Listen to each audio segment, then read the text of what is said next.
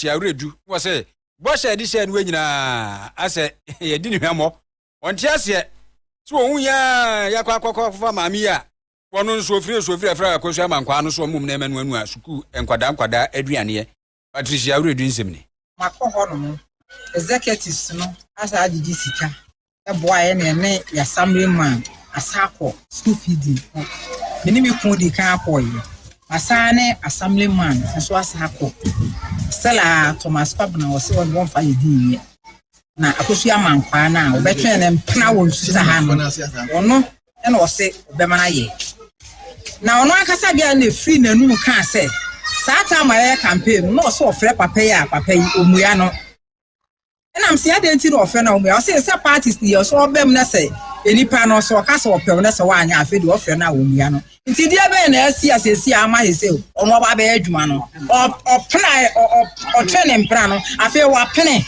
nti na wa odi age adwuma no so odi ma na na nti so wa training plan so wa pene dia ene won kwa empratria na chi won kwa gini sika ya adwuma be ya ma na kwan se obeba be ne ne tina kura so ka ho no say school feeding no odi ama na plan for odi ama ne family and friends ewo asen ha no nti ya na ya bre party ni wo de wa tru ya gu so de on fire nya we ya family man a wo suta no wo ho kwan se enkwoma no school feeding ni bi enam we se hunto so o man bi so ane wo grudge o ma ya family man ni bi aseme man for kodo wo mu nyina wa mo ma adwuma ni so ya de assembly man do so o ma no ya so o se be the party ya won sem bebra ya beka so what ase a ene ya so ya betena ase ya mfasem bia ntoja beto ante ase dia ya beka nsem a che dia ya kan waye ya mfasem nto no so ya waye ene ya beka ya senfo asin suta zwa ila mu kan se swani laizanu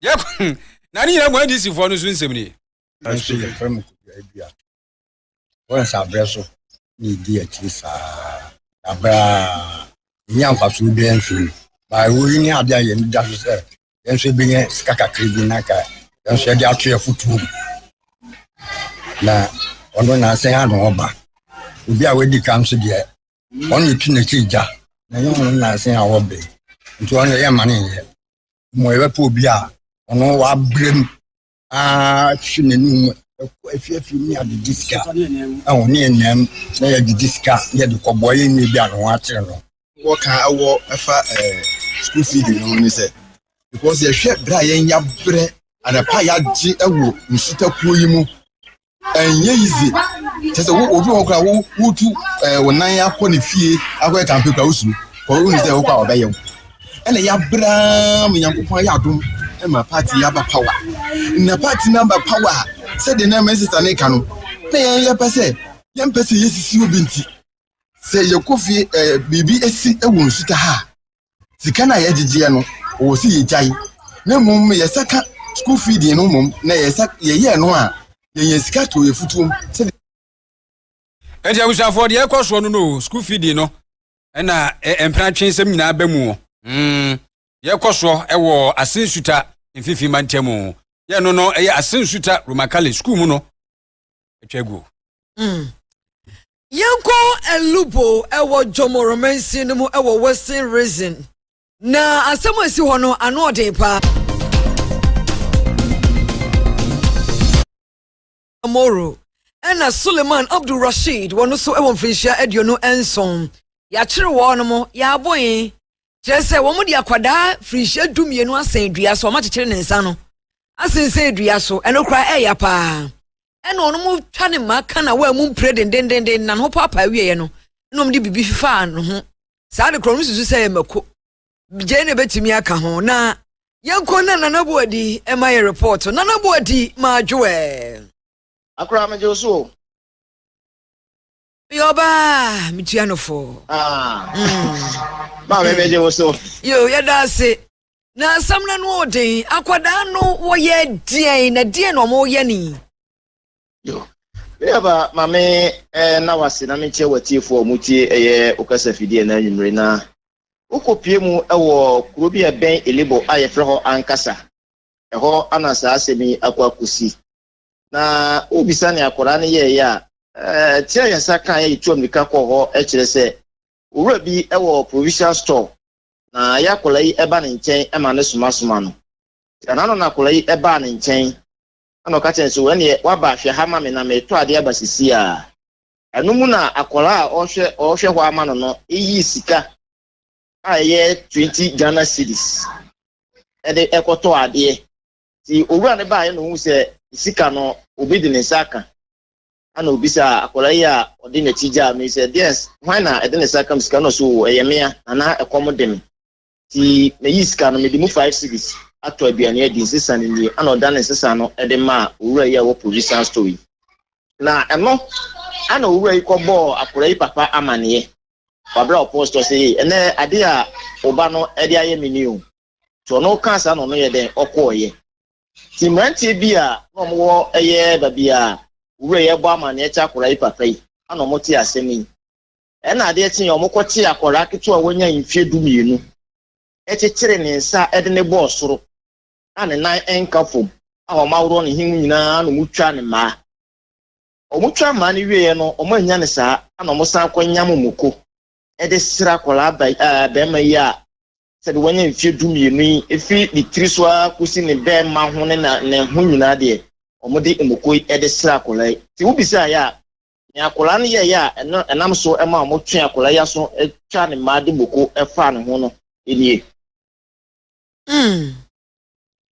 video no be flow na rehopa nti na se nye na wofo no wo mo se uhwemu a enye na wofo ankasa ne maame owo na ankasa de be ye mfie be ye mienu ni na maame no firi mu ti akola ne tene papa nchen ba enye papa na ankasa kura na oye saa de no nti na se wo biba ene o ma che no atete ne saa no me pa cho bisa sa pepe na tie e mako no mo de fa no ho no me pa cho mokopa na owura panyini Suleiman ye di moko e de fa akola nti se be hu ye na se be previous na ya boto sikani e 20 Ghana 20 Ghana cedis ana wadi mu 5 cedis oh no this is sama omo ode sisa ama ni wura no kwa ka tie no no na kola ya osoma no ana no bo na ma na etie ne papa se sei ana ne wo ba ne ba me nchen ya wa ba beye ono kwa atwa so ko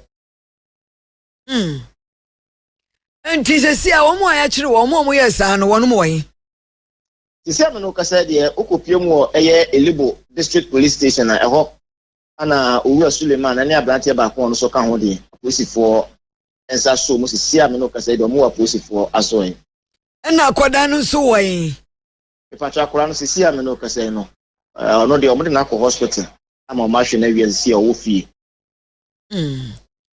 yeda se de akire maye yenim se ebe ko nanimu a ebi akọọtụ bebo ma na ebe de ne ehunu se de otiti obi eye ne se yi a baabi ebe wiewo ne ehunu baabi akọ akosi yeda ase pa ne wadwuma wabo me ne ba me so me da ase ne be fi mo baabi aso no ye fancy ye bebe ho ne watiefo yeda ase nana buwadi ena de nkrai efree jomromansi mu elubo ankasa krom abre yade ne akire mu na ne nyina mu no na babeto dwa se ye wonmefo ba se wo ha ye wo ye adwuma e wo Bank of Ghana na ye yi wonum adi afra adwuma ni mu kra se de semi ekwa hum ni hamji pepekuo no wo mafo di kan kasa ho pa se da bi ase entwa ye isanse obi a ene kon fa so bepa no adwuma ene ye fa kwampa no soso ene ye fa wone enti se empo sanfu so kra ba ye wo kwane ye fa so na ye twe sa afo ro aso ene wo msusu wo hu se wo munya mfunsuo bia wo tan hunu keke ene ye de ata wo no mu a nei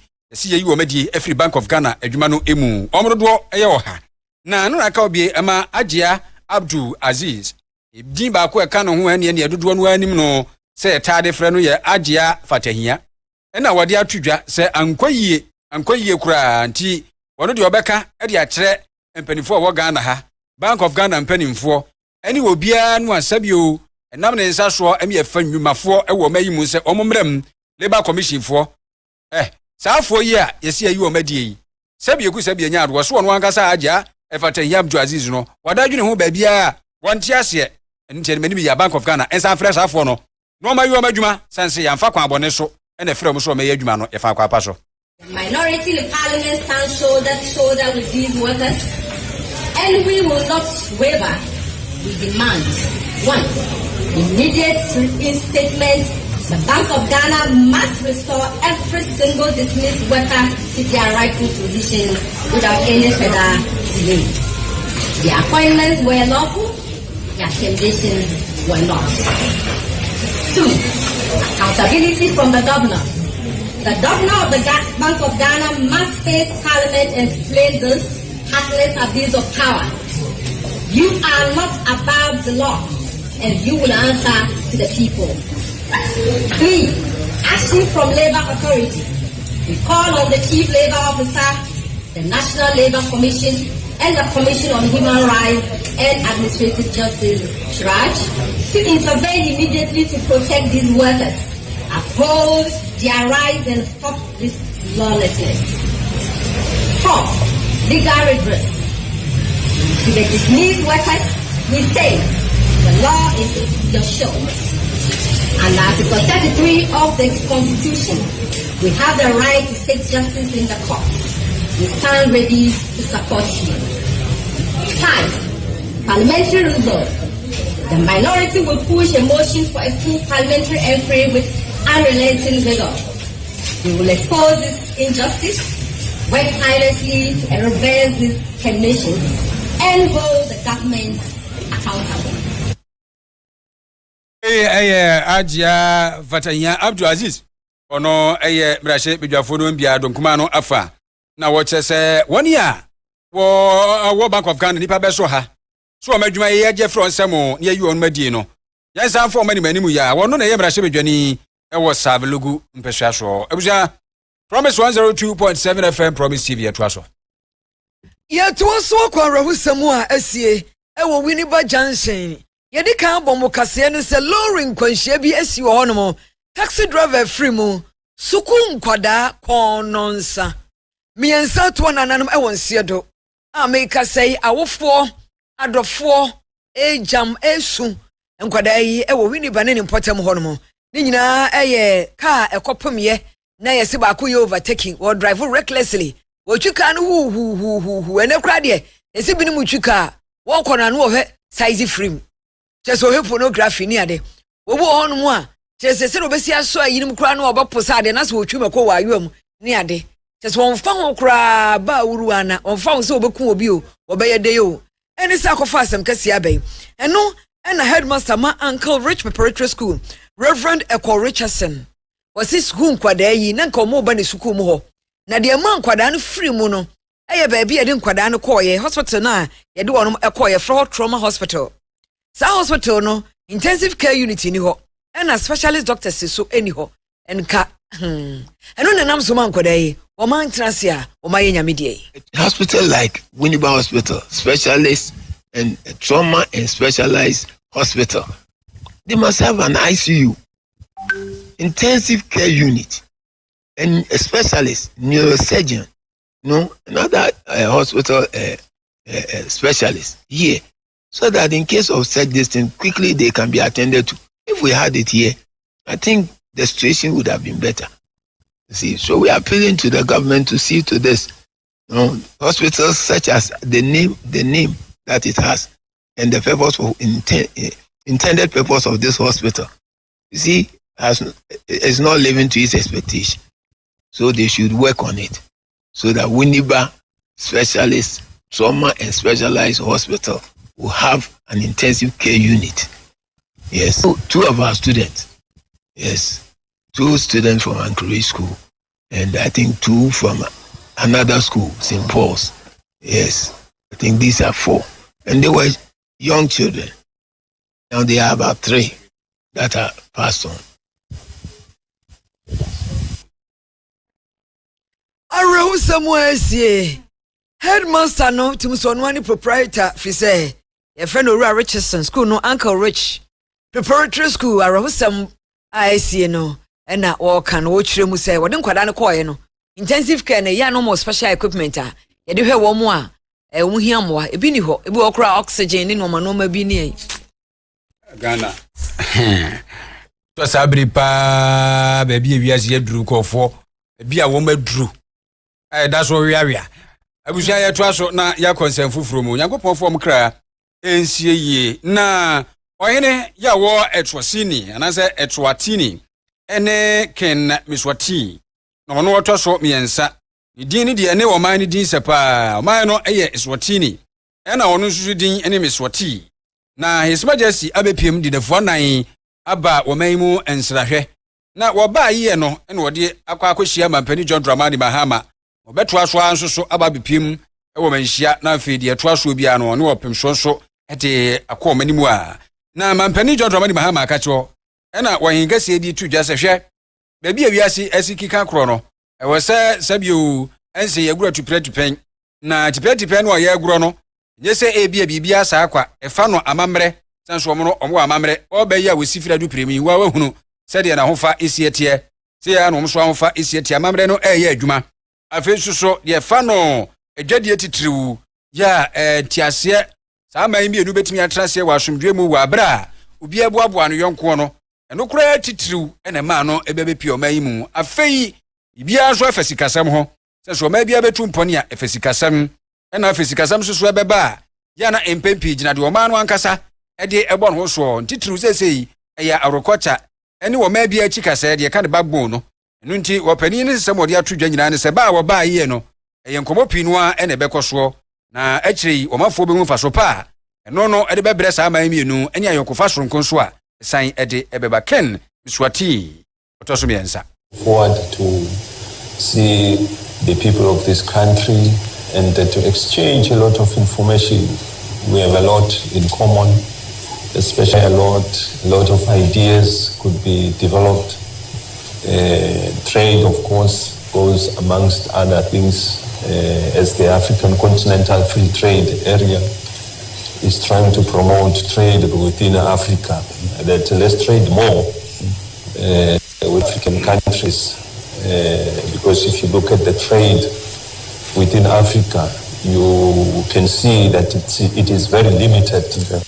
It is high time we really turn around that situation and make Africa to trade more. Obviously, when you are to do trade infrastructure, it's one of the key things for any developing country or continent that has to be developed. When you look at other continents out there in the world, when we duplicated themselves economically with the infrastructure, the cooperation between themselves, it is very, very strong. So for us here in Africa is to duplicate what the EU, all their success stories are, so that we can also do similar and transform our African. Enti abusia na chasa sa de atia no Ken Miswatin ya watoso miensa chasa the third no wona ye ohene ya wo Eswatini ya sabre watu batano aba bepim wo mayimu de nefo nan eba ensrahwe nti se de besi akro bia no nso ye de ebeto mu animu. Promise 102.7 Promise TV. As of last year 2024 no na records just say ne yere no ye du baako onyo hene keto ona na answer me ona afibia na em say ne yere ye du baako oyi oba foforo papa ide yi ne maso ebabro aduasa ne fe but stories in this sense I been because 16 say e man bi jai e man bi jai ko ntumi akọ ba untumi ekwe so unya bi ni na se nduru so a ye ko na abekro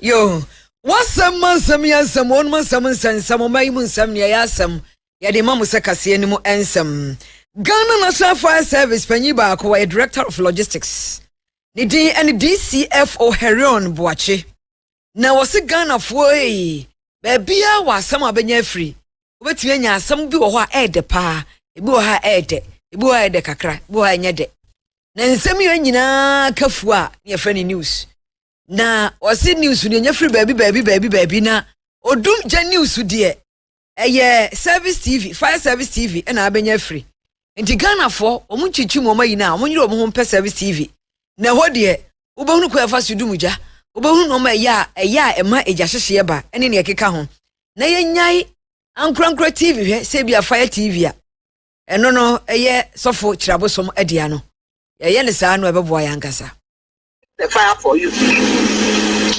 And they'll beat us. Look, just last week or last 2 weeks in Koko, the tender was just moving and it got stuck in mud and couldn't move.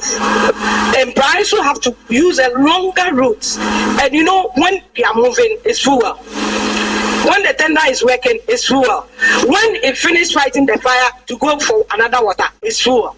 In case the fuel get finished, will the pump work? Yes. And lo and behold, in Koko, people said, why is it that the Koko tender couldn't fight the fire? They nearly bend that tender that is old. They nearly did that to the tender. And if you burn your tender, in Koko has burned his tender. In Price will bring his tender to the place to come in.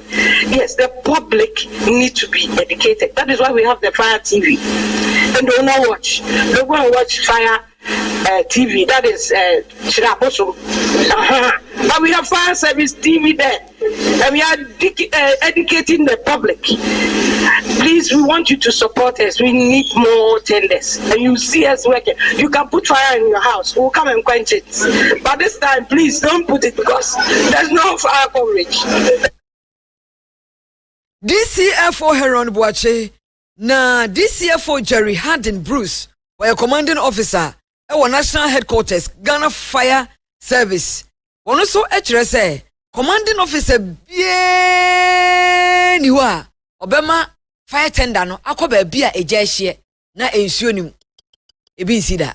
Do not belong to Ghana National Fire Service. The water company provides the water and the hydrants where they think they must be provided. What we do is that we have hydrant inspection teams who go out there to inspect and be sure that the hydrants are working.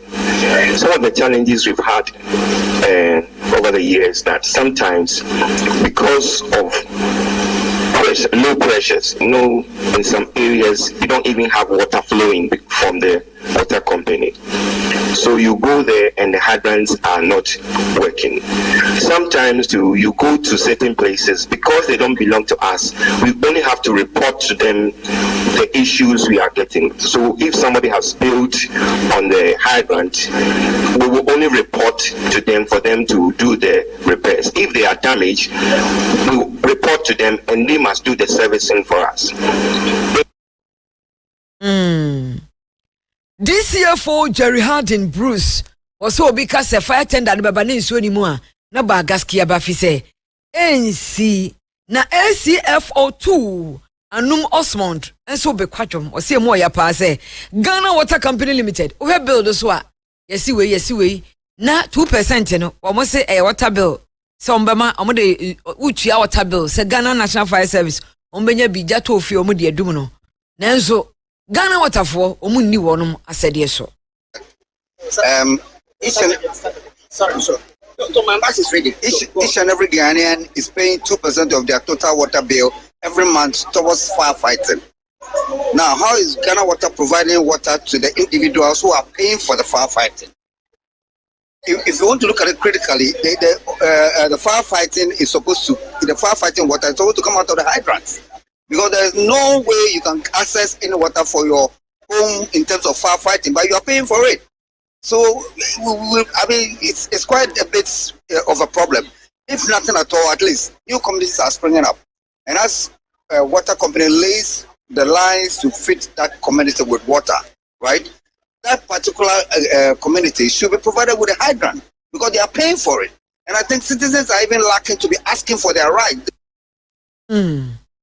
Enti ehwo sam no just say kropia na wo se onya fire hydrant eye nsuo no ba bi a afidie bi wo ho a bo nse wo ho na ye bia na fire service for do mo fidie na tuam no wo se krobia bi wo mo fi se pipe wo ho nko a de a ye tew pipe bill no mu de wutua no ho mabu pan mienu na wutua e de ma Ghana Waterfall Ezafo from na chese Dr. Brian Champon na ekase bra shebedwani wo abetifi ono soso eyiniti se kwa bia so no ene afin pimienu ene aduonu enwotwe no obi Franka de ama MPP ama ikusan se oyedom kuma no mra hyebedwani a onso ho bebi atwamu no kra nim se nchaye no ye soafo ye ohwe nuane ne arokocha so na ne nsem wa waka nyina no kokupie mu Presbyterian Church of Ghana se inei omanfo ya wo mo mayi mu ditru MPP twa ni si ayenefo obia nim obia modemmo ene se de obia nso asi atoto no ho de afre enu nti se kokoba se ye kwa abato so anase wo no mo kwa abato so enye se ye ko ye sa obia gasem kan ho menga ho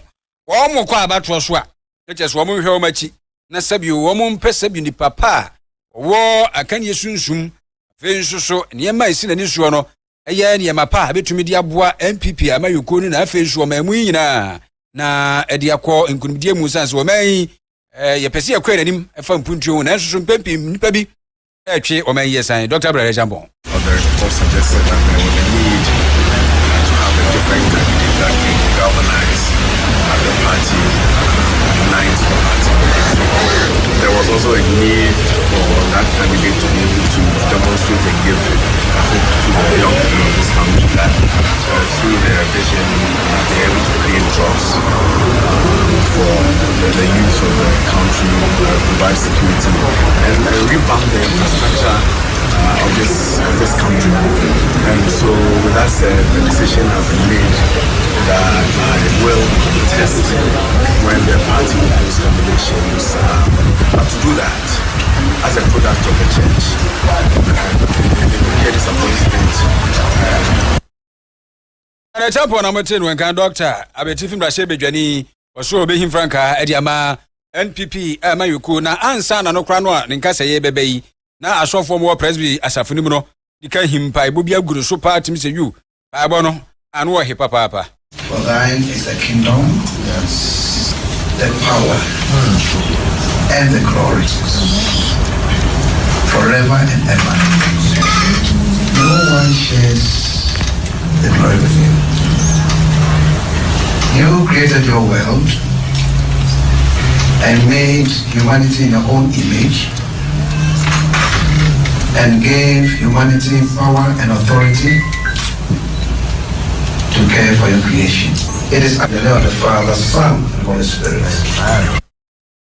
Anti abusia eno no we Dr. Brother Champion sra hwe ye de koma Presbyterian asafo ewo chesa betifi ne ne mpete mu sri nyankropon se obe no adom ne asafo mpanifo susu ani adom na watumi anwi MPP wonom Franka atufo edibere no no ene se moti de akoso kakra yento so yenko pro is ewo Buno East Mantemum na kadue kro no meka sei emonyoye kadue emabunu ekire se ade bi ekoso eye no fo na nso yanhwe yi a yebetia idi na ejadem osisesi ahwe ho no mu a kro no mu a ba zaman lafia asomdwe eni ho ene sen wose yejima hene esi obi benkum hene a wonom emfoa so nanso wonom de onim no ne nanalanta a wotoso enum wono na afia pema hankron ade otwemienu 1982 no yedi ni si ya wonum enum no enti mabunu kire se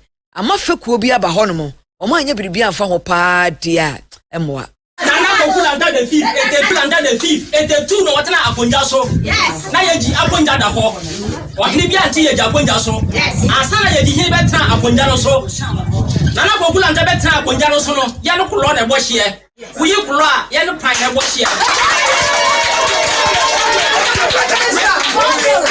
we prayer asana yene konkomba ye gihiri ni asase yes and then and politics nti woni no ho adon party woni no ho adon party dentia o si wo pre agi kadwe asase yes ye ni me say kadwe asase wa pre awanya akwasi anone enejina ho kasama emabunu no na adontehima a wakadue ene nana Rose Asamoah obusa se dinti kra na mahene eye saade no na wosrese aban mabua wonmo efrise mutum na agajia wonmo bere midrama kadue wahene nana lantago fu the fifth midira hase no sekadue ya de hye nyina na midina wa ma wo yen wahene nwuya yɛnsi hene pem nana pem abɛsi hene baako aka nana lanta kɔkɔ de 5th ho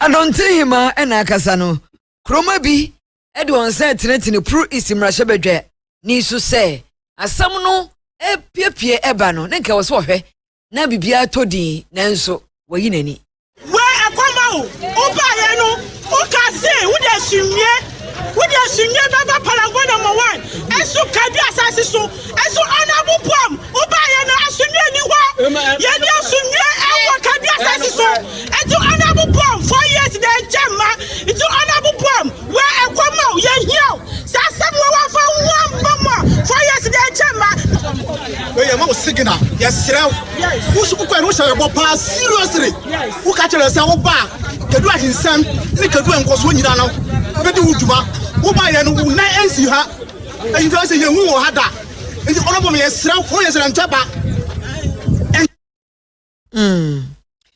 Endi yakọ kadue ewo pro is mensi no emo ewo buno is mantem Doma Central ye gina buno mantemu na ura Dominic Adoma ameyawo ene ye mampani krache MC ye patem ho ya tudwasa honidie die sebie ku sebie nya ado bi kase de hudi a woni watem sa se bi ni eburo pa buro kankan bori enye edi ayariare ne chese ene ma bia emma nipa pomdin ensisi suo no eba pa nti wodi semu nyina tudwa na wo pe kwa be fa so na befo wo patem ho ebetimi edi won huni na kanifo no soso abo wo so no pe kwa be fa so a won so a be tutu ne megu basa no betumi atwe wonom aso na ni nyina no ba betu dwa so ni suade hunu ene se ya yawdo a eye bola aye pampe ye shum ho no wotimi se yes shum na pa ne shum ho no benye sika akra na wodi atutu no akra e de free sa patem ho ma ifin akofa ya de abro manfo no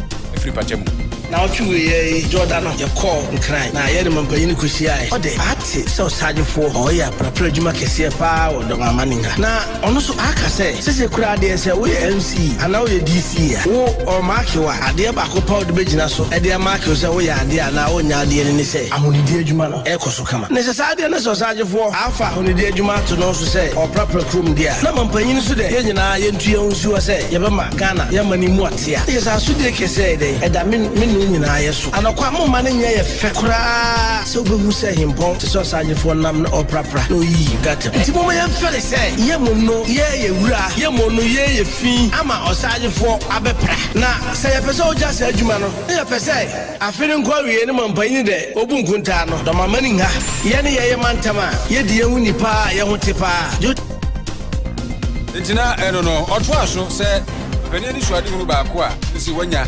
atete task force kwa assembly ahodo no say wo mo so nkonkohwe na fi wo mo mua enyirem dan mu pampe e wo assembly ahodo se ye chekwabrane na mabontin su jeje wura hwie shum na gu basa mo fa ma no fa emrasa ebra kwa no so baby aduru no mampanyin aso ana ode mra so aba se yenyi task force ti se kan be ka se samansamafo ya bebe nante mantamu asama nipa obaya nyia se yenyi na etis asundwemi ne bede samankata be bra ode be do court ne be juska kese abra na nka uprotu to betima do so wan no ama ya samara juska kese na ni na mu wasofo Ebeneza Shamo Abe na we district pastor ema Batibo Sasafo no se Kraso Central ono susu wojira na mu dim se Ukraine nyamsom kra ne da bia ye ka ne be nyamsom pefro no ma huni die na wo ho so ne ya fantra wo se no kre na kropon kra obesra huhumu wate ko ba ho na mu fam sofo ni ho no awfie pa na se wani tade tie bia na kankan bori ho ntia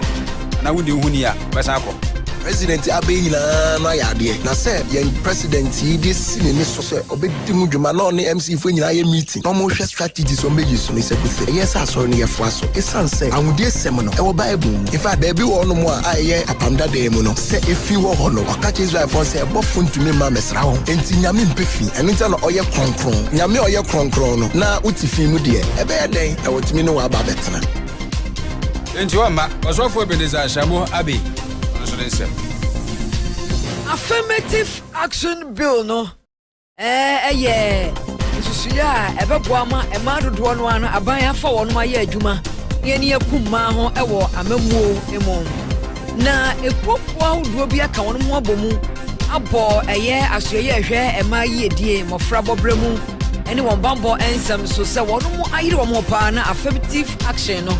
Omaboama a free bill no abaye law na nso nyanya adwuma papa fi se no ma wo se komu nchine wo se komu na abaye mmranka se gine ho eme na eye na adwuma no enyu epeyo nti wo se emeye law emeye mra na enyi ntum no mampanya sensanse na bibia ye adwuma na no na beboa ama yakoye ne yenimu Mr. Shelamin Kapremo ono na ye convener ema affirmative action law coalition one more muji affirmative action brano edie no mpese ye adwuma wo Ghana hanom no wono mu fakuo no wono ene don freni mo appoint minister Shano my assurance say be a priority maybe a priority we can show say some be adwuma pa and the entire ministry meet say ela no spec e check up and say this na ye kan no so should be in place to me aboa ma no more technical advice.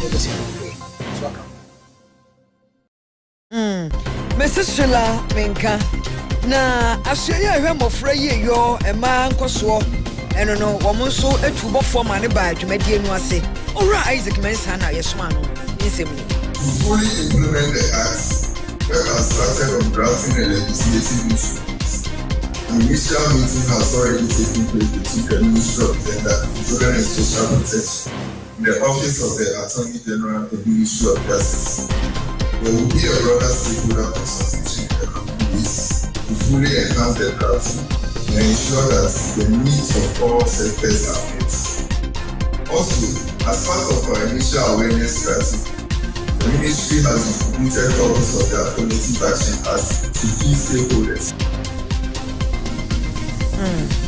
Alright, Isaac Mensa we na Francisco Wusu why a research fellow e was CDD Ghana was say asye hwe mofra ye yo nipa obre ene omanfo mambo ensam so no wono mo chekere omanfo ne nya ye ntiase say affirmative action law no ye adwuma emfa so be free mu aba the social social media you build it to ahead social media Ministry of Gender making use of social media you almost say yen fan to sa affirmative action implementation any ministry of education na eka nti odi say wo ye dwumabia invite us yes we meet because ye tia definitely the back call Ghana for say Ghana for say na ministry yes say be implementation of affirmative action about your satisfaction okay they only pass in July 24 Yo, 80 affirmative action. Ehun sensem eno no. Afei mampani si anemu ya onu no ehwe omafo yedie ewo America memo na chese Consul General United States Embassy ene obani Elliot Fatik ene wodi atudwa se Ukraine onya de obi anya ko betumi atukwan titru America ho nanso so ade ba ko asesei ejiji Ghana ade hye pa ye ne wo pevisa betumi adina wo ye mfa ma wo ene se binsi akire bi ankofo bi eyeye se wo pevisa nkafa kwapa no so bra emezi ho na wo mo pe kwampa o so befa so de be ma wo de ma we de ama wo ya mfa ma wo a apo ba bi atra adwene ho din no wo bo se de akwa kosi connection man so connection man nsuso ensem o be bi se bisa wo no ibi ho no mo a enkwankoye ensem papa wo bebo bi agum ohunu ewiye no wo be kwa kotum a awo nsanka eno na aka wo bi so sakura be ka dodo no anu be kwa kodu akodi senseme sanse kwa pa o eso ofa so wo di tukwan kwa America ho no enye no eno wo di efa so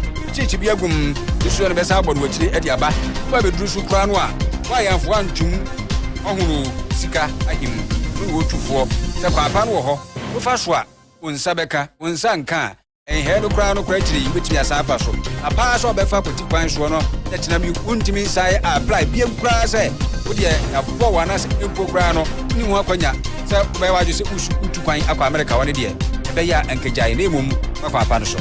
Under current policy, we obviously engage in media that for all applicants.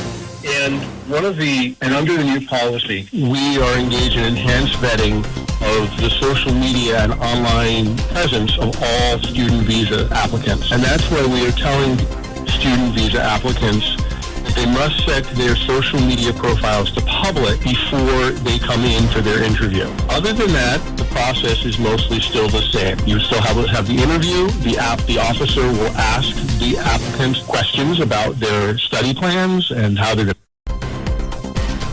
Yafreno Ura Elliot Afatik. Orona ye Consul General. Ewo Ghana ha. No America Embassy ya. No na ya America isi anemu aban no. Ya sabiri ni somebody atwedwa no. So pe visa fa kwapa no so. Na Brunisi apply. Boma bom amumu a akonya sa ho bitumi aye. Na se papa poti kwa so no chodi a mi sa apply di. Ni sebno. Yanko Sewi Bekwai traditional area Mpotam Honomo. Baby any Anya so Bekwai Kosimo Western North region. Na also ye ataju for wa asem danam. Ono mari ataju atedede efri se. Womo enya edan kese a wode behwe ma apemfo woni awofoforo ne nkwada ketenkete ofro maternal and baby clinic. Ebeye ayaresabia na make say o kire se eku efre no Mission 318 ene eku ahodo bi a enhya amaase ene keka wo ho bo mu a wono e United States of America omne Ghana Health Service emfie pi ni no no matimi esi ayaresabia no no manhene a wo sewi bekwai additional area ene be bia no osina ni ache ho ade obeya bepua biara ma apomden akoso Mpotam hono no obesi abrenkete obekonkodin aye amana bem. It is my hope that medical staff will take pride and ownership in continuing to provide excellent care for patients and maintain this new facility. Our goal, my vision, and the vision of Sewi Bekwai is to see that the status of this new facility upgraded from a clinic to a polyclinic. Oh yeah, dear ye basape. Koto amota somi ensanda ya mahine. Sewi Bekwai traditional area nti ayaresabia no osi ewo Sewi Bekwai ho ne mrasha bedwanima baby ani Anwa so Bekwai abato mpeswa no ne onimunya for bride asamo abrefo obone sebhia ama woni a ohunu se nipa hia mmoa mutum dan wa hye ni mutum onipa nuane nipa a wabaya de fefe ama won no no so ono nso wabaya o mrasha bedwani die obeboa na okuta nsem generator a wode boa. Must ensure that healthcare delivery is uninterrupted, efficient, and accessible. This is why I'm pleased to announce on this special occasion that I'm donating a 40 kVA generator plant to this clinic. This generator will guarantee that the clinic runs 24 hours a day, 7 days a week, regardless of power fluctuation. Our patients will be treated with urgency and lives will be saved. Let us own this clinic. Let us protect it.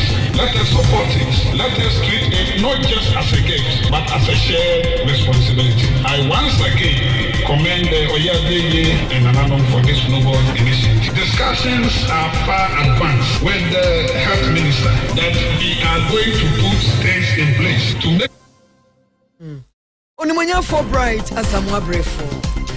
Afei Baptist asafono e won makuo edi na wotwe eya wo brano na wotwe da wo mta edi na we no eye celebrations ron kokora awodoma ankru Reverend Augustine Kennedy edi akọ na de ato onum anim se emei onum su ye ma kronkron ma urade enya so da mu nkwa mu so fa amokotokoto no kotokoto se akokọ ope ba bia ato enti sa emum ne mapapi no a ewo mu e wo se modan wadie nye so aso papa e de mfa so pa e bra busua e na afi empatemu bra wutimu ni o mamu no enyina wo se ma yankropon ache no ade pa ya so ba boro ho so wote ahoma anansa ensie bi eye adwuma wo se wo ya ade a nukrenie kire hwehwanso no be ma bi kura de enrusa no wotu wo no mofo no se ni so ade hunu biada ya wo ba e wo no wo fa adwuma de nka ho na fi se ensie ne nkoden ne ba be ka ho a ono wankasa botae no atumi asipi asita Reverend Augustine Mediako e ma no efutu adimo Yamakuofo, yes, your domain room, Doma Central. Now, ye retreat. Ye team there, on Concon 2 million. On my head, Yapotaya and Yankopon the boy, and Gadabaya Ejuma. The one who Botaya and Yankopon, what the boy, Obanante, Abra won't pass Abotayana. See a 2 man of 7 Babotaya, then Yamon Concon or the Mayan. Yet no Yajuma, Nobam Yadri Sabotayano. So we have near a radium more to me about India. What to me, your way at the knee, they will walk at the Jabanyama. So the Mupa, I was about for so back up. There are then I'm third to media, so I'm a man of Belgium. Never said, I'm off the Timothy. Jima Corona, or Chidan one way, you know. As I woman Brano, Vedia would you know what you know. No, what was what to say. As I said, that's one is a man who cranny pass will be a cranny. Young Concruse, or Moon Cranny, and you're walking, you come to me. Aye. Yeah, a friend of the Sabano, a futua, get the Emma best, Sabah Munuba be a bear, one name of Bayas Animano, Opa a nursing, Opa a doctor, Opa a teacher, and I maybe Opa Soyano, the one Munan Siasia won't to me come home, and in here, yet for sale, then for benefit and see what ye, not then cost our 10 home.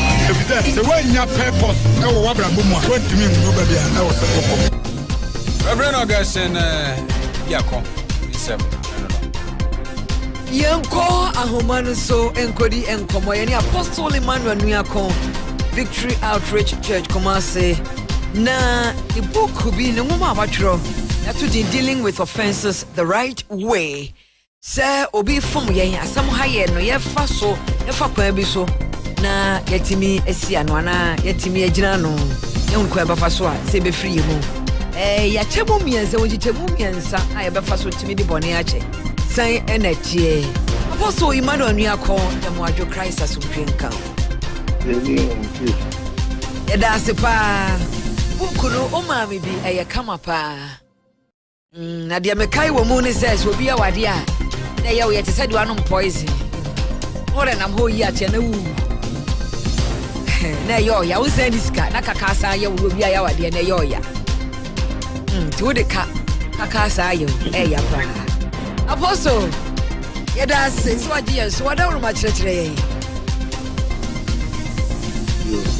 This lady, she has promised to give for them. Them say, the from so a children, the car, sometimes the name of me, Nadia Emre, I don't just get to me with me. And then they share. Bible say forgiveness and I say I put for the children give me and stuff. The book no much was a great part of forgiveness. Any Bible look maybe can say we attend for ghosts. Say forgiveness does not change the past. But that's a large picture. Forgiveness does not change the past. But it enlarges the future. Or say, the action, and now be a miracle. Now, I hear it. You able to try. I think if I forgive, I don't help others, I help myself. We have to put the wall, the wall. Now, in the Bible, I forgive them, I start checking. Then the book will not my training on the 3 P. Back so the problem part of the personal part of business, then the principal part of business.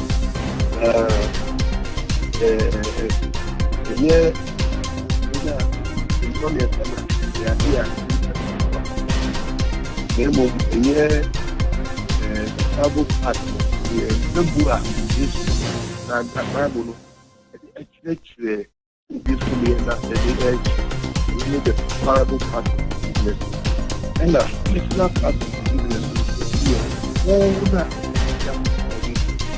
so anyone is starting like the character of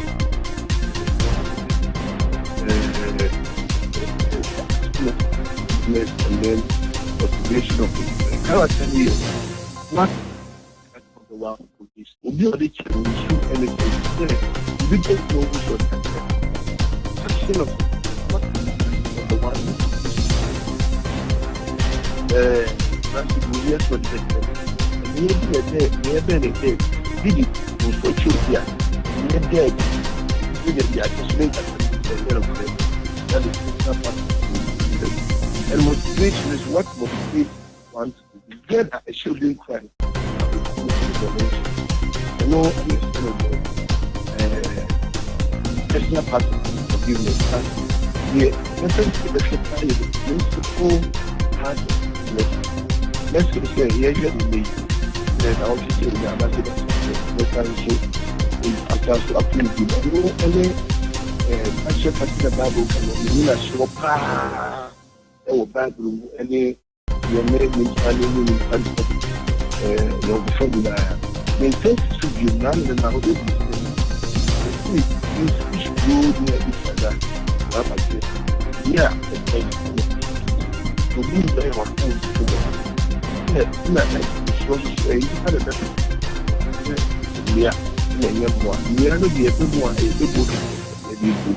so this day will be the idea of the phone.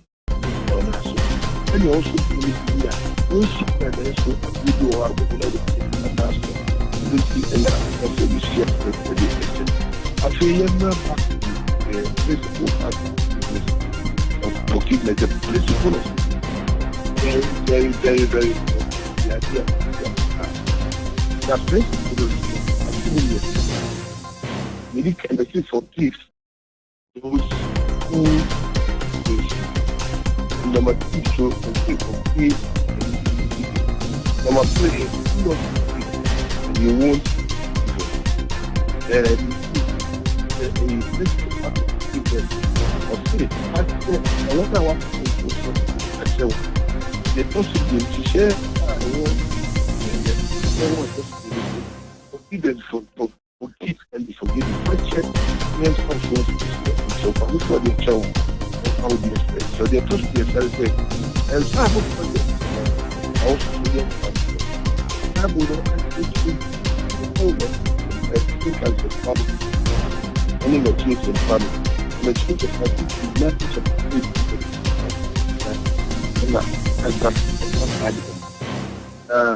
yes, forgive those who we are the problem. This is all clear to the body. I don't know the idea of what we and forgive our children as we speak.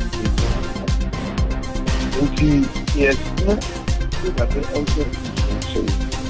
Then we also use the day for the children. Number 1, forgive those who against you. And then principle number 1. Principle number 2 of faith. Forgive. I am children. One hour.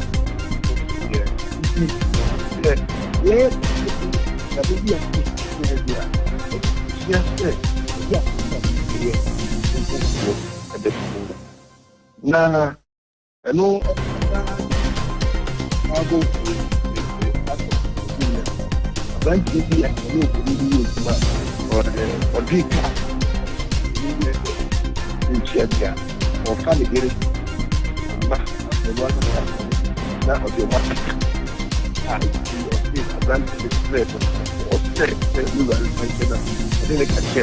I all know who should be the cat. Now, you got the cat. That also I don't know what case.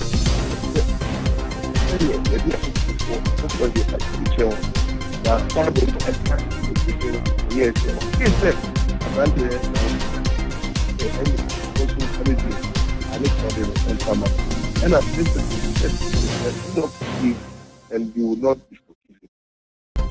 Okay. Yes, you must have a kind of loving this. If you are saying, but if you forgive men that trespass, if you don't get trespass, neither will your father forgive your trespass. When you also tell someone to answer, it's in the same day, in the same time, if I don't do it, I see one from 157. And today, one day, do one of those who look like a new one going to share the young also of more of myself because of it. nipa ni nipa ya so nipa be nipa ni ya so mo nipa be nti ye be extra ye ni ye ku ni nipa ye shati de be che na ye shati ye shati ko na me ye che ni ye sa ya stop ni ai yes so on fa ani swap so nyame show apostle say waje bre na wa churchere ye apostle Emmanuel Niako buku no enwoma no ebeboa opa unya bi ebeboa o eye buku no wato di dealing with offenses the right way obi fom ye kwa ebefa so a betini e di action no na o kana mu say ya ye ho papa ya no poison bua Awuja forte ukofa mama so na sese de enyasam kitu o Israel for omuni Iran enya no Palestinian for krade so mo ye ntiro mayirem se de o masi aku mu fitia no paipa Palestinian for iba be de wotwe na me ka sei fitia no paya ba be pem sesebra ha onom awuo e wo Gaza mpapre no so Israel for to paya onom atototo iba be se duonu ba ko so na ibetumi ebu konta so onom bra ado asebra ya krade da bire bi kra sa pripra ene woni a wasa ewu abeka gire ha dwen Tokwanwa iti edodo na se wohwe nipa no pai de otwoma wuo aba beka de wo no dada no a ebu nkunta wo ye empem aduonum nsia ekire ese aduosonson 56077 na efiri bra amasefo ekeka wo kokum Israel for tokwani mu honya aye no wonom ewu afoforo so 131488 na omusu sabri wonom ebribra ano tempa yanko eye Israel ni Iran for wo mutuma mento no emu enam so makwantuo nipa nko nipa ma ene Middle East important ho de obi ani wa wotu kwa fi se aye huhu wo ho obua ho fa bag se wo be pia itibi ba information tibi ba wo phone so se etuo bi be kasa wa ha fa bi be kasa wa ha obi akademu a obi a hye ne baby Qatar Airways for one bottom honum no omunyina suspend dia onum timi ntu o wie mu hyen akoni aba sise no for the creative ali abuzia yadisi ya krasore akọ na tade tie no yemfa ayinka agboyi twemwe twem ali yawi abuzia eno no korea ni sabu fo adwumre baba prisi Chris Saber opo dazi na mi ho ache aha acha se eno no agaspa ne ba I was say papa Israel fish ti eche se aha so di ache no koni me firi no nti enwumre o mnyina agba echi edom Docas na fish so ganyi abi o mnyina dosi an magba echi edom Jimmy Cliff na ayadwuma pa kwa me boga frempom Mr. Jimanum ne editors ne nyina control room for onso yada mwase papa na ladi mamentia miami uncle Tom's Lodge aha Tom's Lodge ewo agrekwa mase wo fast yo wana bisi program bia brabe no da bre fe ya baby pada wa fatome wo ye bruta wate aha Tom's Lodge kwa mase ya ba na champion ejaya ba ko pe na no me da ejaya de se edum ha de wa woni me ejaya de na kire se aha ya wo fa ba ko da yimu a bibia ni a wayen kama offer yaw eja yaw oni Romeo and Jeff na ve ewo maka nyina chacha ubia na ladi mse adana meka se na country wide so pesu tu kwan ya wo no pesu ko Europe e man ye pe o misisi ma omwa kodumbi tu kwan ya omo ayi engineer ntimi srew wonya no aba no mfani agro frena mbe na ewuni nkomo kama srewa ate ye wanchi bia me ranko yinku buku musi 0241 559503 0241 559503 au pesu tu kwanya ye European countries members meka wonya na aba ma kaya mema ladi kamko kamtrawo nawo tiwe butumi akọ mampo brofio di chidam hine free mu emra woka okone krechi na ni nuane na natom prada wa yosi ni manager pa na natom ayo bobo Why you see manager? Yes sir. Why you see manager na Tom Prada? Oh, okay. Why you see manager na Tom Prada? Ninua ene na no say bonsu. Okay. Mon pombrofit rodu chidom hene awonya ne baby ko.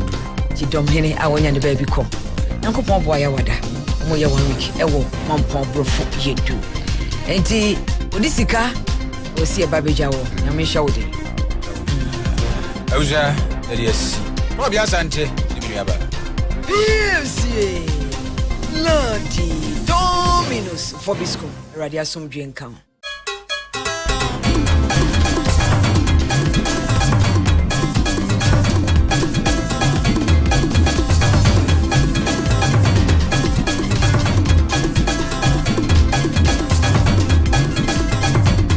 Promise News.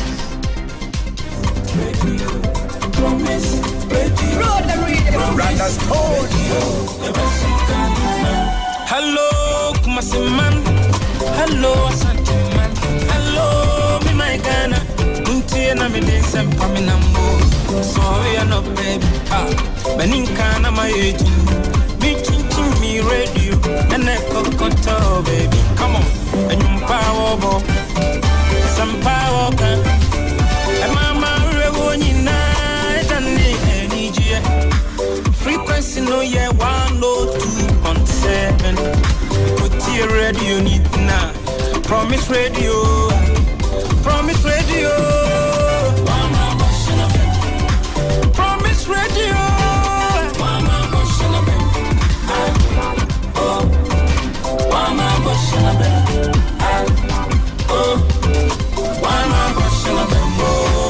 Promise radio. Nyame na aka.